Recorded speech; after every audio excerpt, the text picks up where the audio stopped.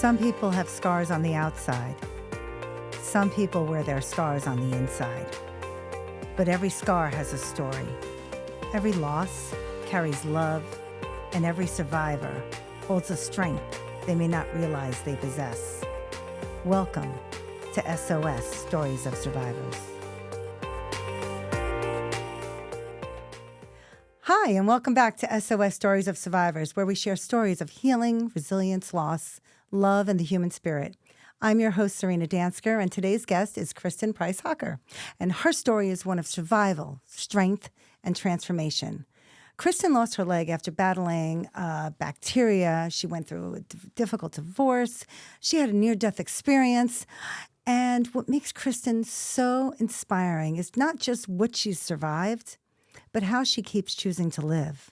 She keeps laughing. She keeps showing up. She keeps finding the fabulous in life. Today, Kristin is the host of her own podcast, Finding Fabulous, where she helps remind others that even after life breaks us open, there can still be beauty, purpose, joy, and connection on the other side. Kristin, welcome to S.O.S. Stories of Survivors. I feel so blessed that you're here today. Thank you so much for having me. I'm humbled by that introduction. Is that really all true? That's amazing. You are. You inspire me, and you inspire so many other people. So I feel just lucky. But before we get to the hard parts of your story and what you went through, I would love for our audience to get to know, who is Kristin? What was your life before this all happened? Oh, sure. Well, I suppose I was always a caregiver. I grew up the oldest of three girls. Wow. And I lost my father, sadly, pretty early on in college at age 20. And then we quickly became like a Brady Bunch family. So it was the more the merrier, and we just had tons of fun. It was active, and things were just kind of going along as you would expect, right? So my brothers and my sisters and I were moving through life and getting married and starting our families. And I got married at 30. Wow. And I had a career leading up to that point. I was working in advertising in New York and some other cities. And then at 32, I had my first baby. And then shortly after, 3 more. So I am the mom of 4 kids, yes. Well, now, where did you meet your husband? Did you meet him in college? college? I met him in the city. Oh, in the city? Yep, Okay. Yep. So we had some fun times, out in Denver, and we traveled a bit, and then we hunkered down, and we moved out to the burbs, as many do, right? And we were in Darien.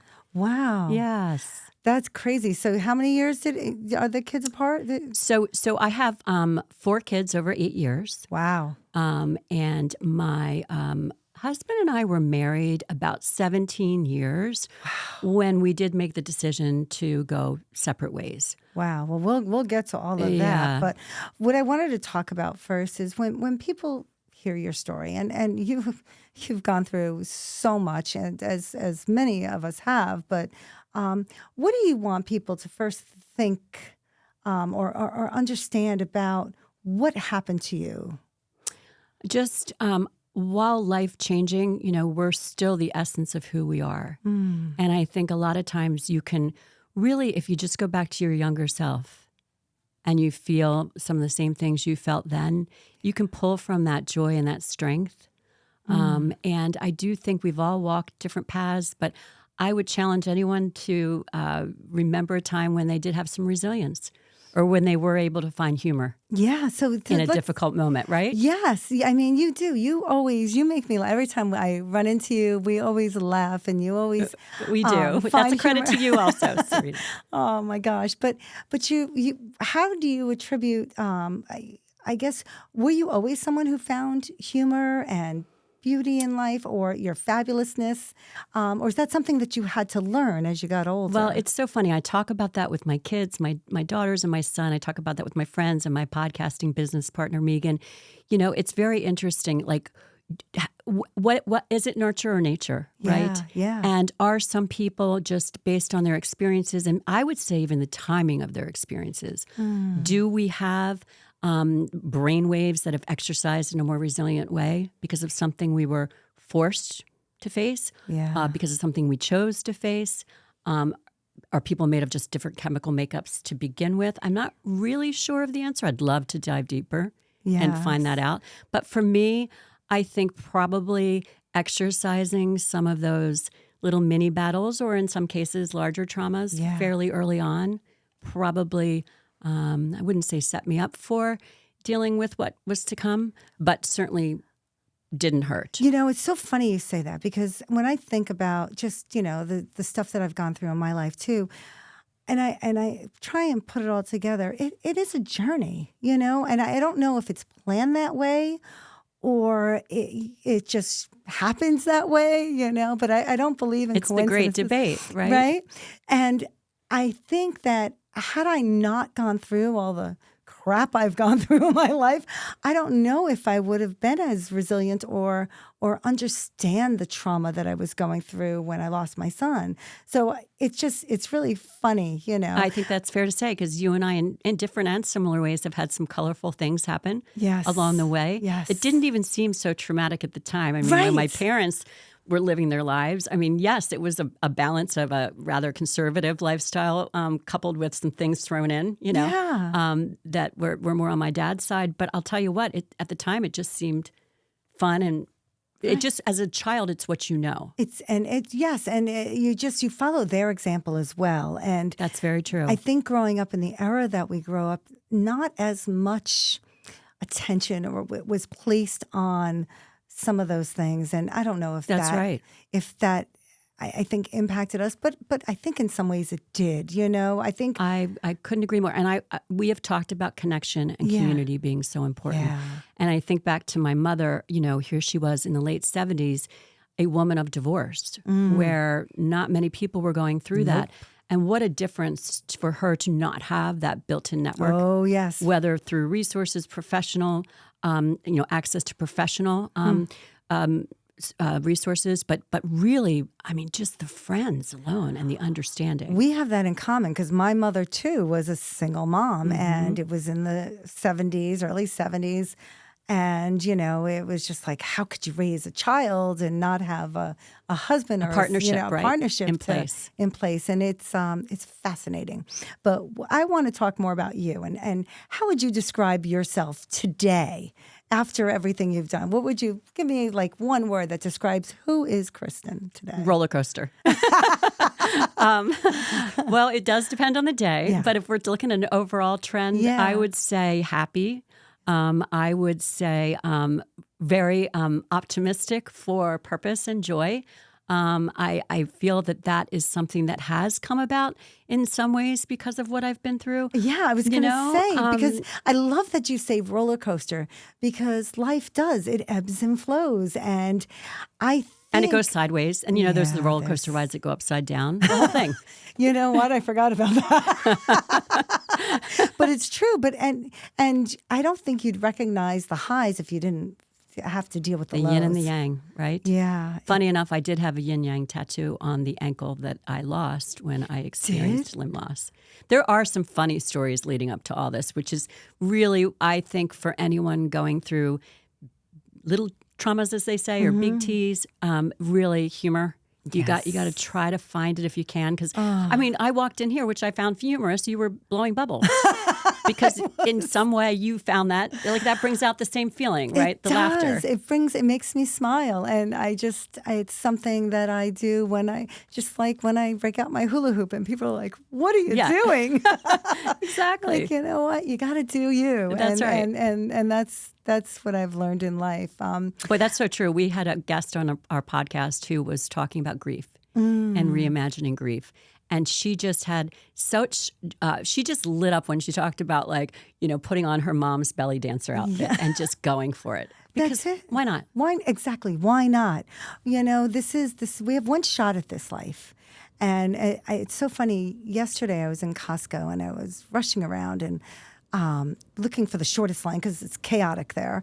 And I get on this line and, I'm waiting there for a few minutes, and this older woman says, "Oh, dear, I was next online." And I'm like, okay, I'm pretty sure you were not here, but if it makes matters that much to you, go ahead. I can wait another 5 minutes. And she said something really profound to me. She's like, dear, we all have to wait, even if to die.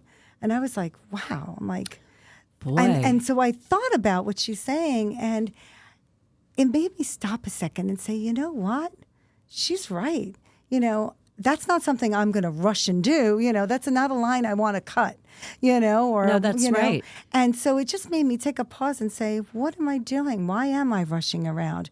Why don't I pause and take a breath and just that's right. enjoy the moment? Pause for all of it, right? Yes. And also the thing that comes to mind, too, when I hear something that somebody random, a stranger that you don't know, has said to you, right. You really don't know what anyone's going through. No. You could see someone going about their business or appearing to succeed or being, glossed up or whatever the revved up, whatever the words people want to use. And you just don't know whether everything really is just that smooth in that moment or whether they're just really, stepping to the plate. Well, that's the thing. Let's talk about you. And can you take us back to when you first realized something was wrong with your leg? Sure. Yeah. I guess the best way to start is really, it was September 13th, Friday the 13th. Oh, boy.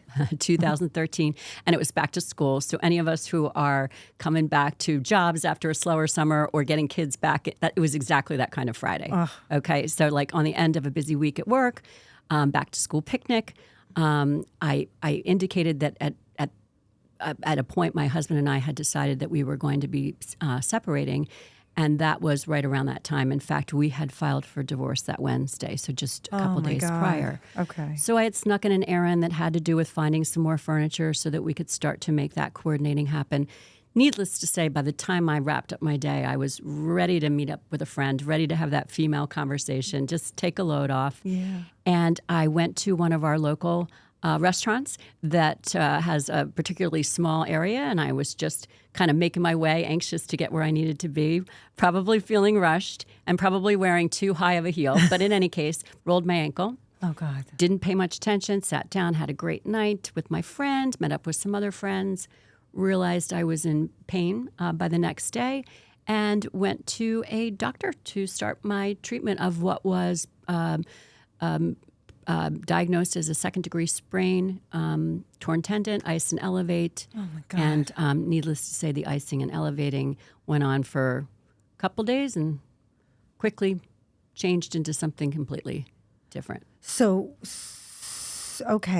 talk about that. So Yeah. did you get a second opinion or what exactly Right. So I happened? think that for me, it was the pain was so extraordinary. Yeah. So I went back for more opinions from the same doctor in the same office. And within a week's time, there was clearly something else going on. The sprain was changing appearance. The pain was excruciating. And so, of course, I always have to put out the PSA to everyone to just be very aware of your own body and your symptoms and pay attention because it's trying to tell you something. Which we thought we were paying attention, but within the week's time, by that Thursday, I realized my body's paralyzing, and not only is it a physical thing around the area of the injury, but my whole body is something's happening. I'm suffocating from inside. And so I asked my then husband to take me to the hospital, or that I needed to go to the hospital, and we promptly called an ambulance, and off we went. So. And the rest is pretty much a blur until I woke up. I had 3 surgeries in the next, 48 hours. Yeah, let's talk about that. So what do you remember in those first moments? Where you say it was all a blur and you had all these surgeries. Right.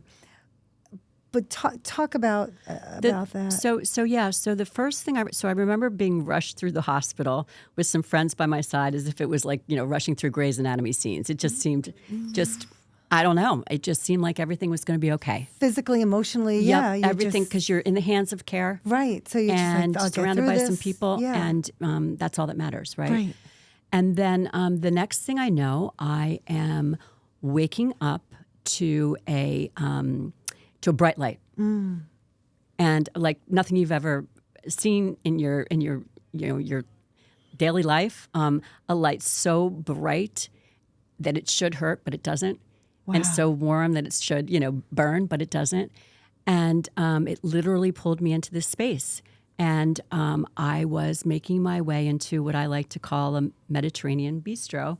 And it really was all my senses on fire, like it would be in that environment, Wow. Just complete comfort, peace, the anticipation of an ocean over a cliff.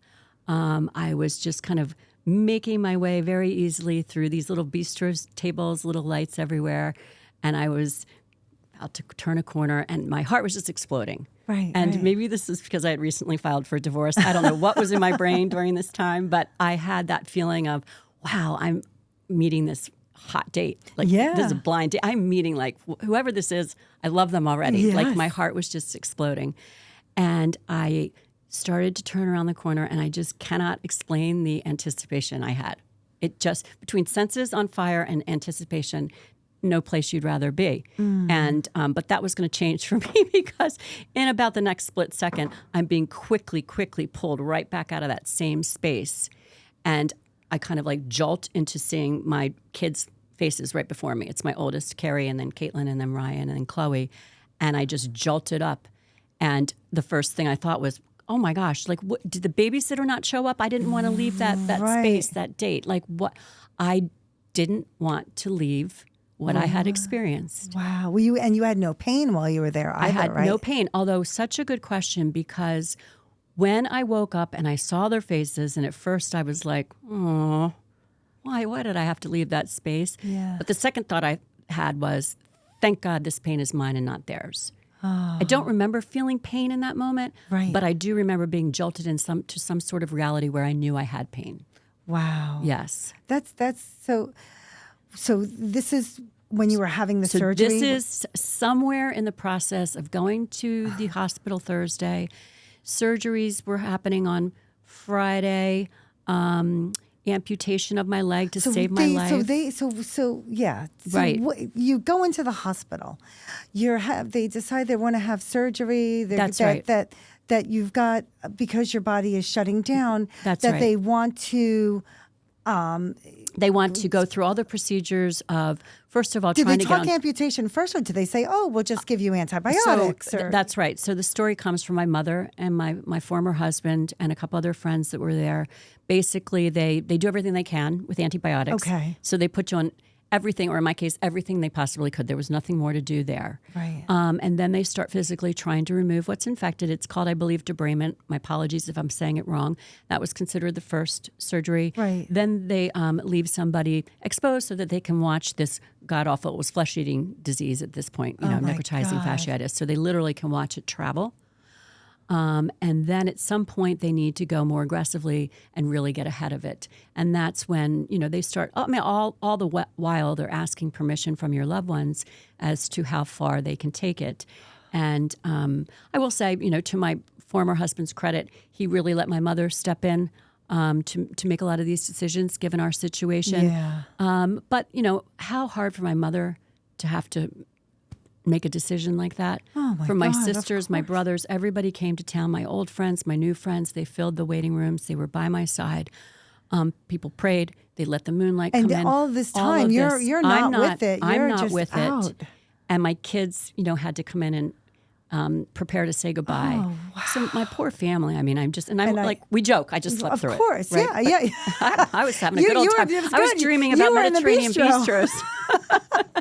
I love that. But oh my God. so yes, to do the final surgery, the question became, and it kept getting increasingly more aggressive, and the surgery was more and more drastic. And finally, my mother tells it that she said to the doctor, "Okay, I'm signing the papers. We'll remove this limb," and she said, "And then she'll be fine." And the doctors were like, "No, this is 50-50 all the way. That's Oh my just the only God. option we have." So, and I had organ failure, and my heart stopped twice. So I was, So did you kept going back to the bistro? Did you? I only remember the bistro once. Okay. But crazy story, the day after the surgery, so the surgery happened that next Friday, the 20th. By the next morning, my community had come together and done a prayer vigil at the church led by my pastor and friend. And she came to visit me after. And at this point, the family didn't think I would wake up anytime soon, but they were preparing how to tell me. So they had organized a committee. It was going to be, my pastor and my surgeon and my mother and my ex-husband or my former husband. And every time they would meet to prepare or do a dress rehearsal for this big conversation, somebody would be missing or I wouldn't wake up, which they really weren't prepared for me to wake up for another 3-4 days anyway. So, but they had tried. And my pastor came on that Saturday, and she stood over me, and I opened my eyes for her. Now, I hadn't opened my eyes for any of those other people I mentioned who were obviously very important to me. I opened my eyes for her, and we had like this very exhausting 10-second exchange. And I'll never forget it. I mean, to this day, it's too emotional almost to look into her eyes. And she told me, we had a conversation, strangely enough, and I have several premonitions in a way, if you want to call them that. But one of them was, I had gone into her office when I was starting this talk about divorce, and I had said, and she was giving me some therapy, and I left, and I went back in, and I said, one more question. What does grace mean to you? It's a beautiful word. Yes. It's abstract. What does it mean to you? And she gave me a very lovely answer, something about the gentle acceptance of, I'm sure she put it in God's terms, of God's love. And so when I woke to her eyes that Saturday, she said, do you remember that conversation we recently had about grace? I need you to remember it right now. I need you to hold on to it. Hold on to the grace. She's like, we were all just together, 200 of us, praying and just sending positive vibes. And you just need to know that right now. And I was like, do I have to hold my eyes open any longer? Because I cannot do it. But those are the words she left me with. Wow. And I closed my eyes, and then I didn't wake up again for a couple of days. Wow. So that was sort of a neat experience as That well. is a fabulous She claims for experience. her as well. It was just a nice exchange. And it really gave me, those kinds of experiences did give me some renewed faith walking forward. I would say than if I hadn't experienced those. Oh my God, yes. Which is why I think it's important to share it, because not everybody has the same experience, but it did help. It did help me.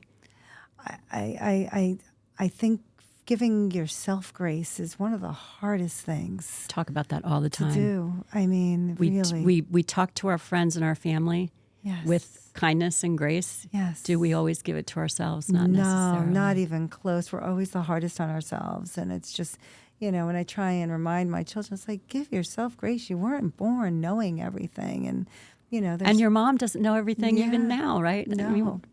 Once you admit that to yourself, it's so much easier. It is, and it's a journey, and you learn, and you take one. You weren't, you didn't get born and know how to drive a car. It's like, it takes steps, and eventually you'll get there. But you have to give yourself grace when you make mistakes, and That's right. And I love the idea of steps too. yes, Because it really is one conversation at a time.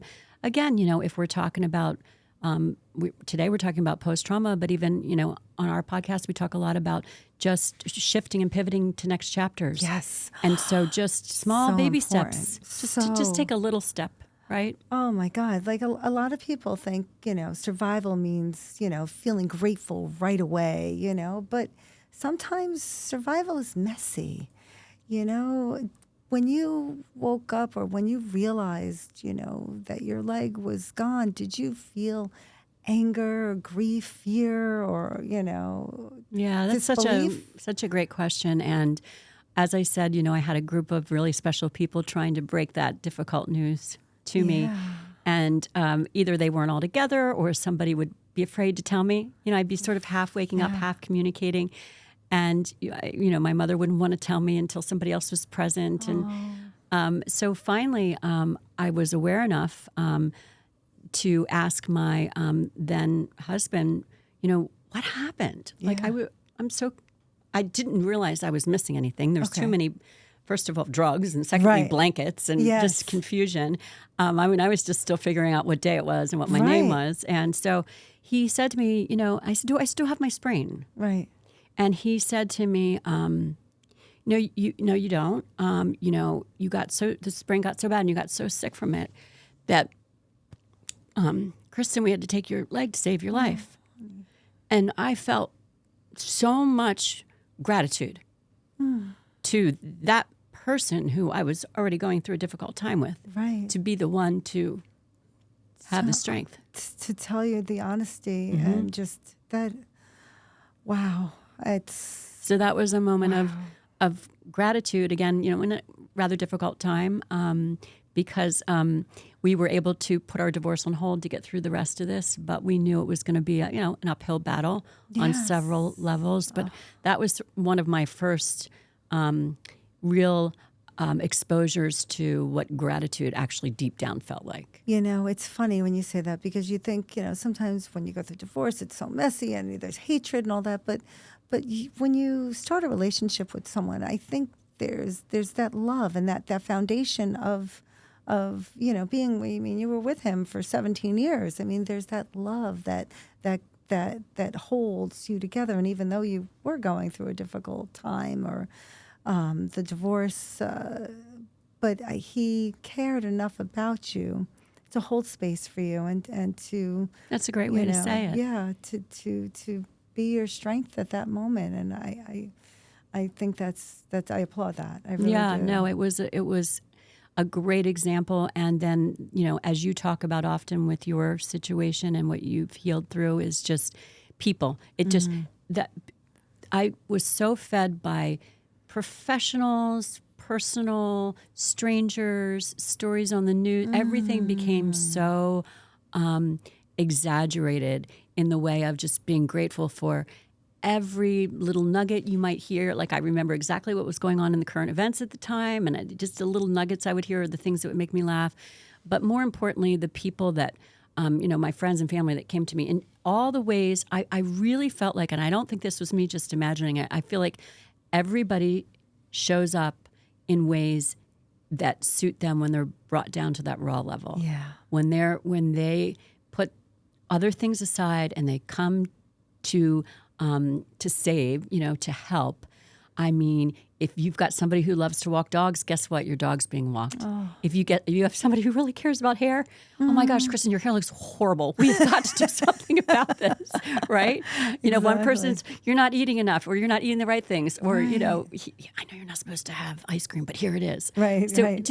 It just was such a testament to everybody has their something they can bring to the table, and nothing is more important than the next thing because life is full of all of it. It's true. It's true. Right? You just don't, and sometimes we don't know when we're going through that what we need. Well, that's just it. It's you're so overwhelmed by the current trauma, the current situation, and just trying to figure out what the next steps are going to be.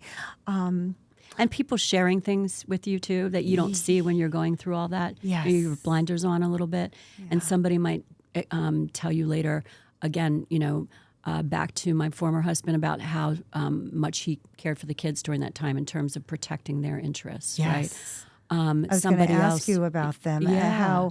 how the impact of what you were going through That's impacted them. Well, it a lot. Yeah. And they were ages 2nd grade to 10th grade. Wow. So the 10th grader, Carrie was at an age where her friends were fully aware of what was happening. Right. And their parents were very open with them. And they were very supportive at the high school.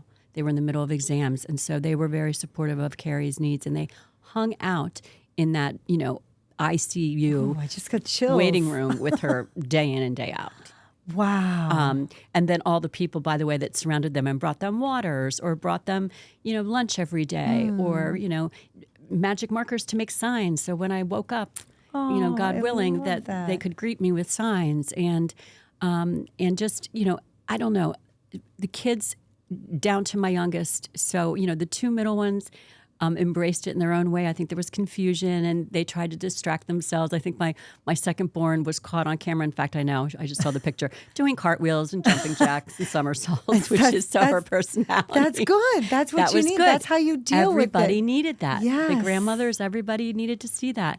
And then my youngest, being so little, I mean, she just remembers not being told everything, knowing something more serious was going on than what she was being told. No fault to any adults. No. We don't know how to handle things because we don't know what they know. Right. And her world was turned upside down. And of course, when she found out what happened, how was she going to hang out with a mom who had experienced limb loss when all she knew was hiding under my legs, for all her years. So, it was, I in fact, not to flash forward too much, but we can certainly move to the next phase, which was going to the rehab hospital, and I spent a number of weeks there.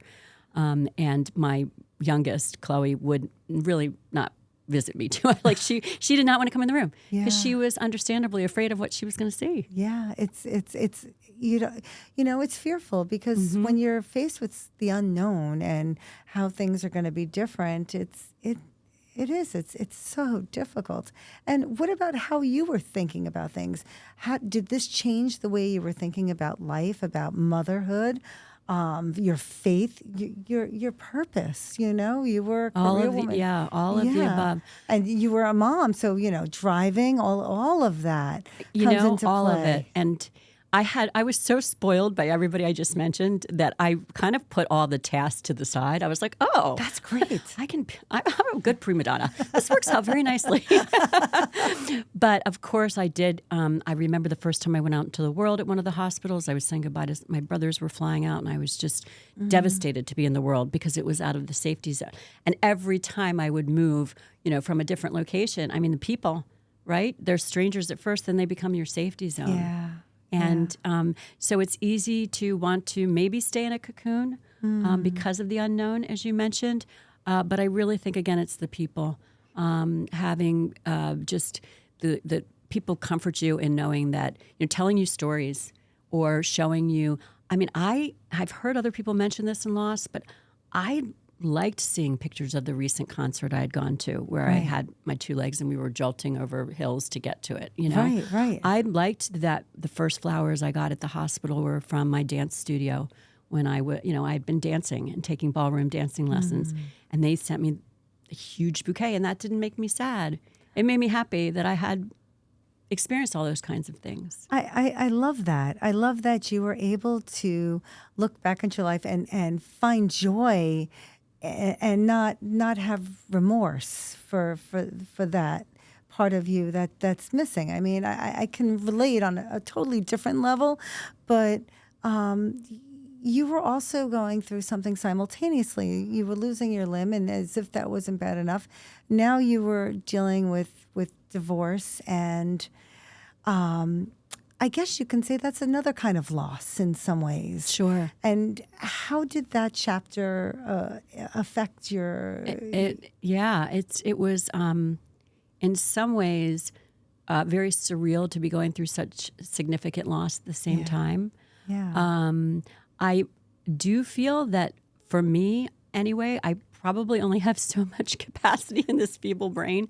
So in some ways, dealing with one helped me balance out dealing with the other. It almost kept them in check to go through these transitions at the same time. Now, with that said, I will say I know enough about the process of going through these things that it is a process. Yes. And you may think you're in one place at one time and find out even 3 years later that's not the case, right? Right. Oh So, my gosh. but again, I go back to all the conversations I had with people.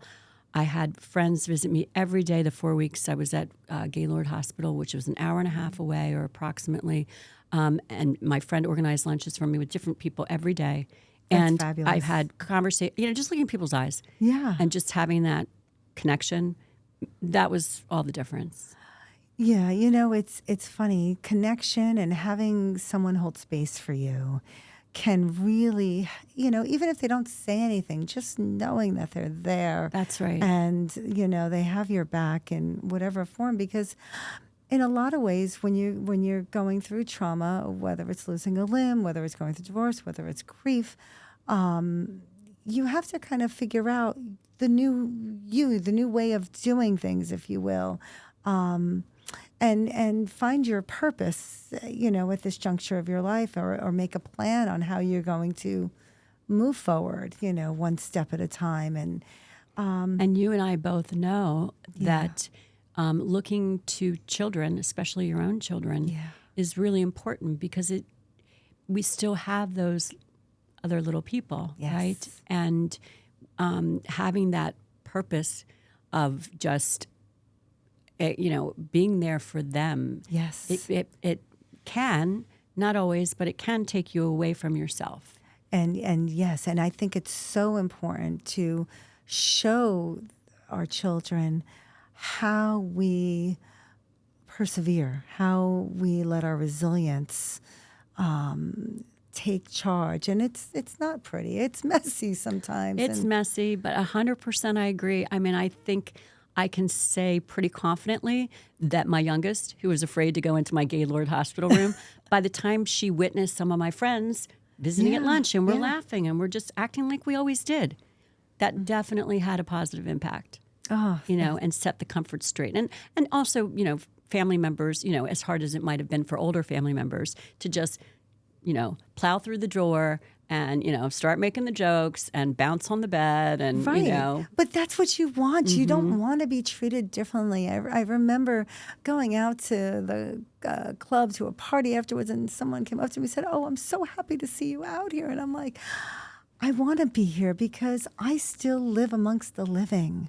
Yes, I have something tragic. I lost my son, but I'm still here, and I want to experience joy again and feel, all the things I enjoy. And so that's right. And thinking about how he might want you to be experiencing yourself. And also I love, we can get into this or not, but I love how you talk about still feeling connected with the thing you lost. Exactly. I Right? do. I feel Like the person, in your case, the person. Yes, for me, it's a person. But and what's funny about that is even today, his childhood friends back then reach out to me and let me know stories about how he's still taking care of them. This one girl sent me a text, to get off on a tangent, but it was just blew me away. She said, I was fiddling around with music, my playlist, trying to pick a song, and I wasn't paying attention to the road, and there was this giant metal desk that was in the middle of the highway. And Don't see that every day. no, and she said, and at the last second, his song, which is Stacy's Mom, came on, and she looked up just in the nick of time to swerve out of the way of this metal desk. So it was I just, believe it. just Yes. the way she goes, it was definitely scary, but if I didn't look up at that moment, she said, she goes, I would have Whole different crashed. outcome. Yeah. Yep. I believe that. And so I think that we go through a lot of things in our lives, whether it's losing a limb, whether it's divorce, whether it's sexual assault, whatever it is that, that struggle that you're going through, the changes. You are someone different before you've gone through that, and then you're someone different afterwards. And how did you begin to find your identity again after so much in your life has changed?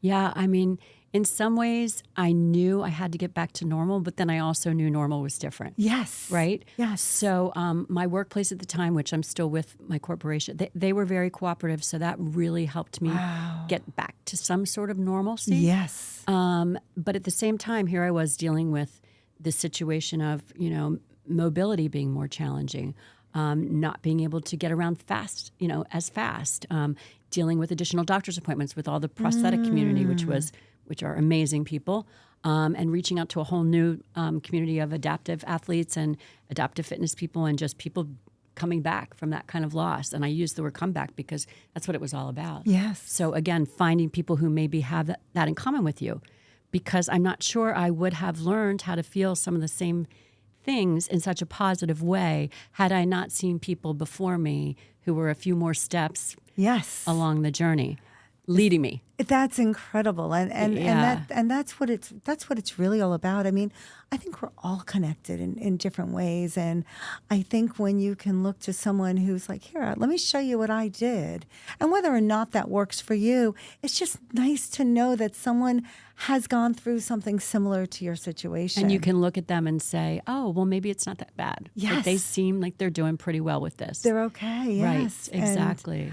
And it's really quite And then to beautiful. turn around and try to, once you're a little further in the process, do it for someone else. Yes. Right? So it's sort of that pay back, pay forward. Oh my God, it's so true. Yeah. I do think that's a big part of it. I think that it's really hard to go through this alone. Yeah. So whatever people think looks like company for them, whether it's one person or five, a support group or not, I just think that's so important. And, my kids too, I mean, we got so much closer in some ways because of the conversations that were both more raw and deep in some ways, but then also more like humorous in other ways. Like, I mean, every time I slowed down, every time I gave up on my prosthetic leg, every time I said, well, I'm not going to try that amusement ride, they were like, okay, you said that this would not get in the way. Right.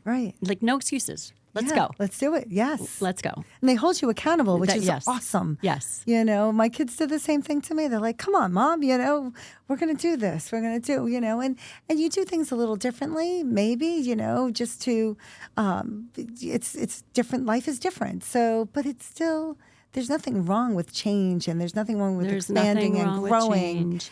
And also honoring what you had before. Like, absolutely. I mean, it's not like I am a dancer by any stretch, but as I said, I was doing it a little bit more recently to losing my leg. And so I did. I took my prosthetic leg and I went back and I tried to dance. It didn't go super well for me, but it was a great feeling. You know, I was like, I'm not going to ignore that now. I'm going to see what it's like. You know, and there's always chair dancing, and there's a little shimmy, shimmies, exactly. And you know, you will find your way. You know, through it.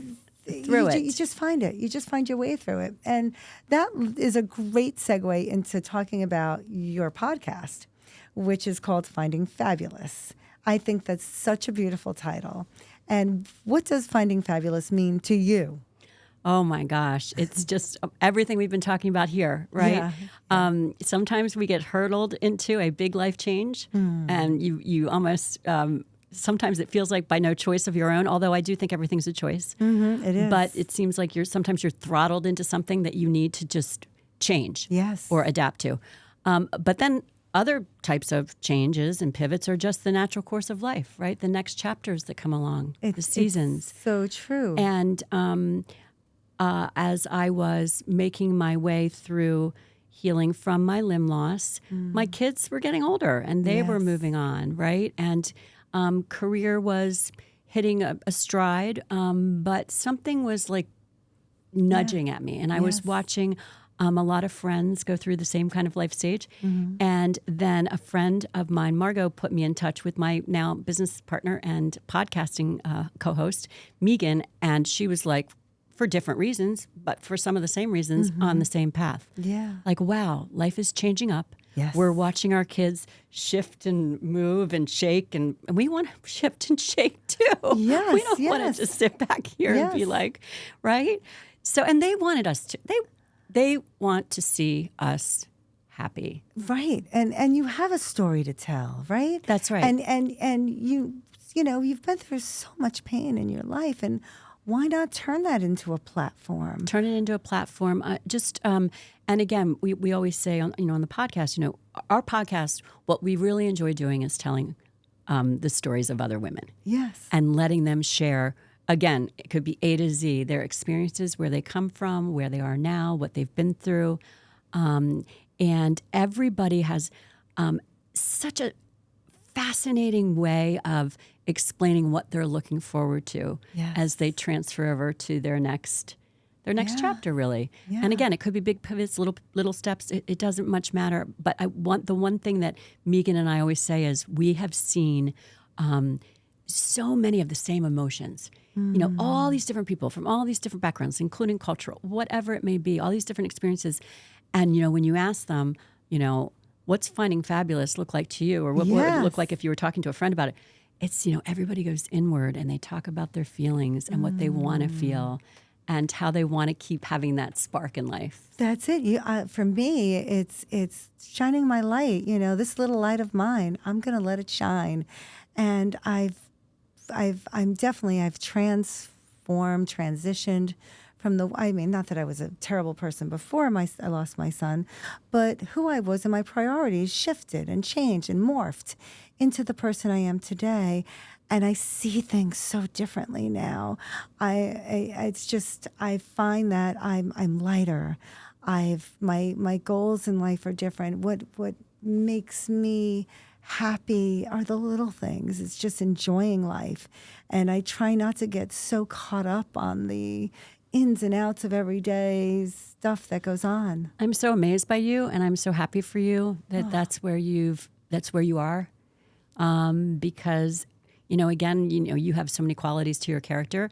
And everybody does. It's just harder to find. It's what we say finding, right? It's like an ongoing process. But I just think, when we feel, and we do, every day, right? There's a moment where you might not feel as good as the other moments. But when you feel in that moment of pain, like, just try to like lift up, even just a little tiny bit, or change the narrative.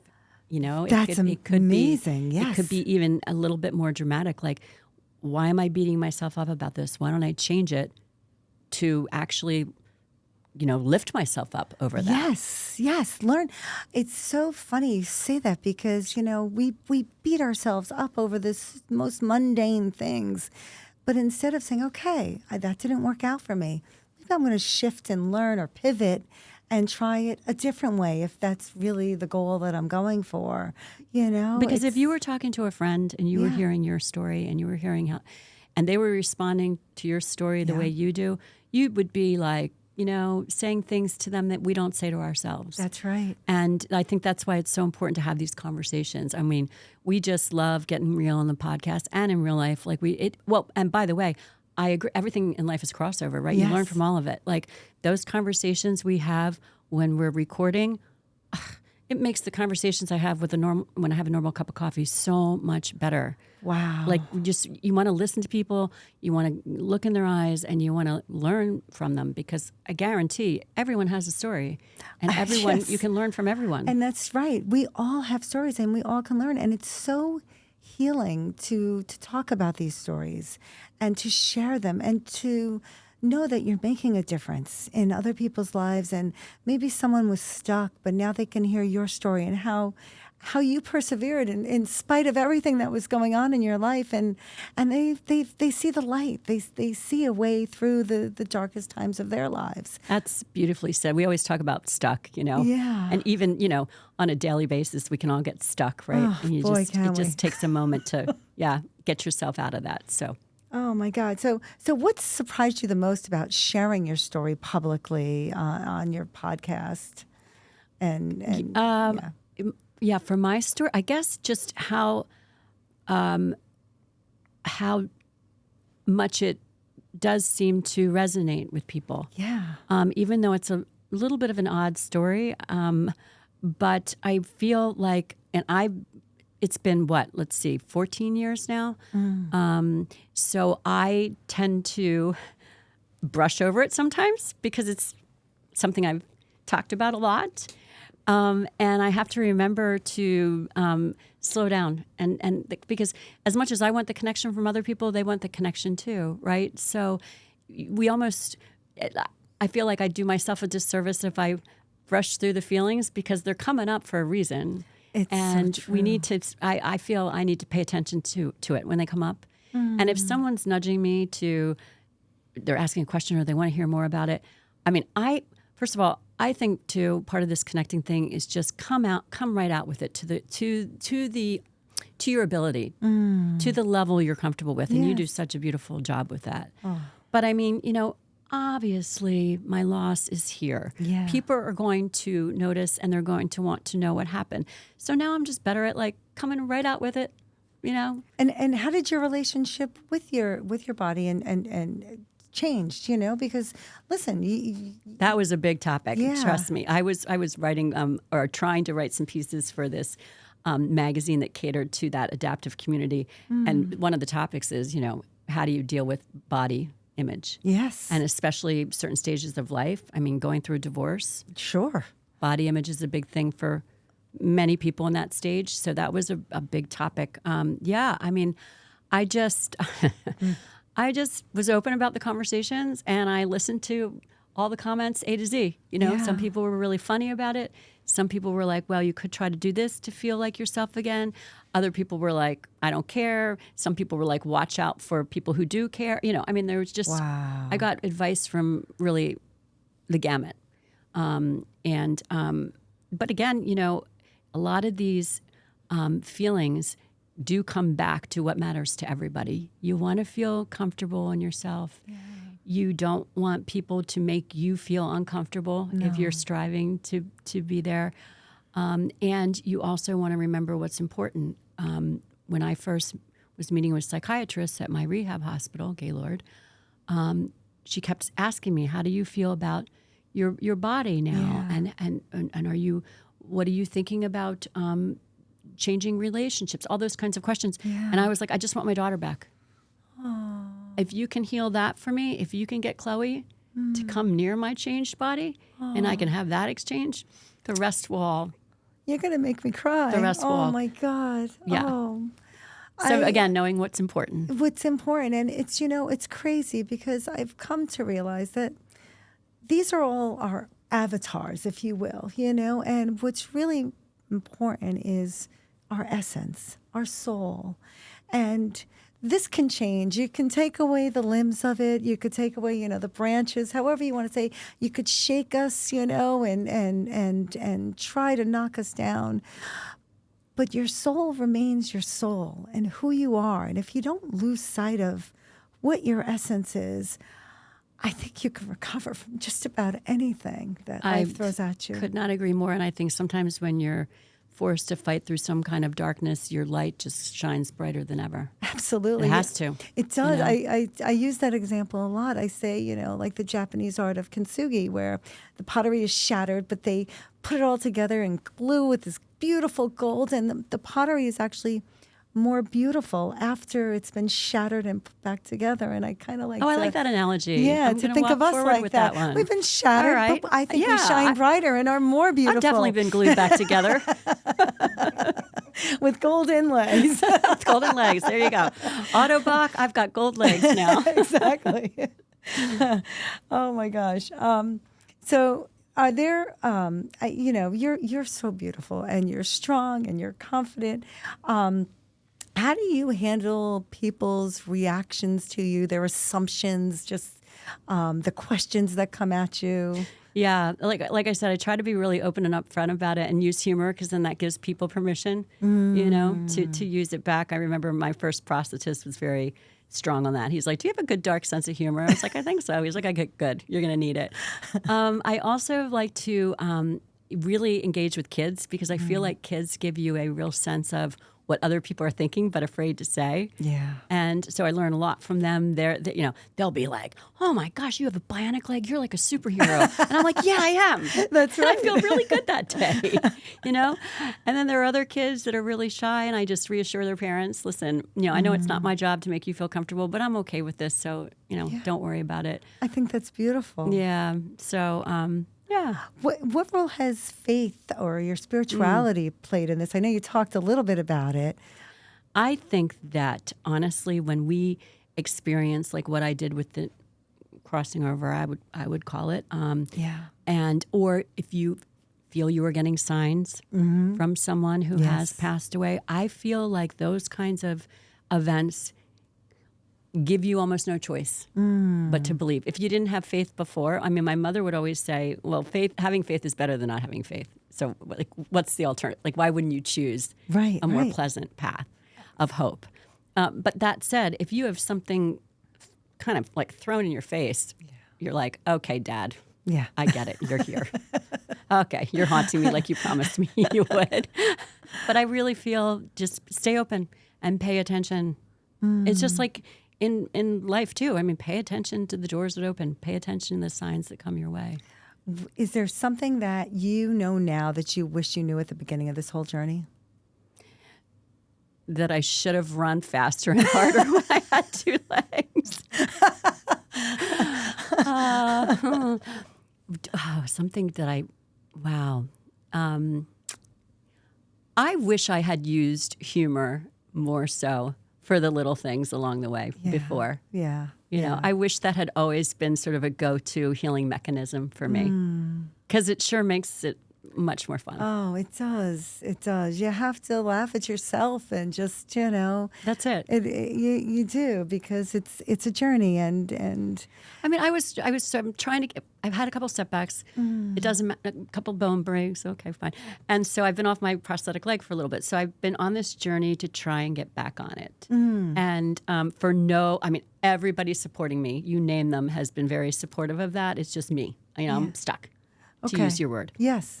And so I've been trying gradually to get on it each day, little step at a time, 10 minutes, then 15 minutes. And I got so frustrated the other day and I was just like, all right, here's where the humor has to come in. And I started cursing at this mother effing piece of tin, basically. Oh, my God. And throwing it around like, you can't do this to me. I've got this. Yes. You don't. Yes, right? exactly. So you just have to For me, I was very angry in that moment, and I was like, no, just make it funny, because it is kind of funny. So just make it funny. Oh gosh, I can't even imagine the struggles that you have to go through to figure all that shit out. I mean, I have enough just getting one pant leg on the other side. I mean, it's Well, I will tell you, if I was at all talented in fashion, or I'll put it out there for anybody who is, if you can make clothes easier for someone with a prosthetic leg to get in and out of, oh my God, on the fly or every day for work, or just looking attractive with that type of situation, I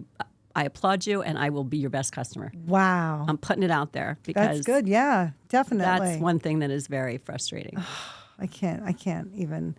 But let's lighten it up a little bit. How about a song that keeps you going? I'm going to actually say an artist. I'm going to say Noah Kahn, because he has overcome some stuff. He's just a young kid, basically, and my kids love him, and it brings back good memories of being at the shows and just watching them, applaud him being so open about what he's been through. I love that. What's one thing that makes you feel fabulous that you do, like a ritual, a daily ritual? Fall football. Love it. Love it. Maybe because I don't have to run around as much. I'm just like being the couch potato. That is a ritual I cannot wait. I mean, listen, love all the sports, but that one's a good one. How about one word to describe your journey? Enlightening. I love that. What do you hope people take away from your story? You got this too. Yeah. I love that. Where can people find your podcast, Finding Fabulous, and connect with you? We are on Instagram at Finding Fabulous Pod, and also TikTok and YouTube. And our podcast itself is everywhere you get your podcasts. So Spotify and Amazon and Apple and iHeart and Pandora and all the good things. If someone listening feels broken, afraid, or like their life has changed forever, what's one message you would want to leave them with? You're not alone. You're not alone in feeling that way, and you're not alone in coming back from it. Yeah. Oh, that's beautiful. And Kristin, before we close, I usually close out with one of my son Scott's poems. He was a poet when he was 14 and 15 years old, and a lot of his poems are very deep and resonating with a teenager. But the one I chose to go through today is called Unique. And I chose this one because your story is a powerful reminder that we don't have to come back from trauma exactly the same in order to be whole again. Sometimes life changes us in ways we've never asked for, Lord knows. But it doesn't mean we're less beautiful or less strong or less worthy.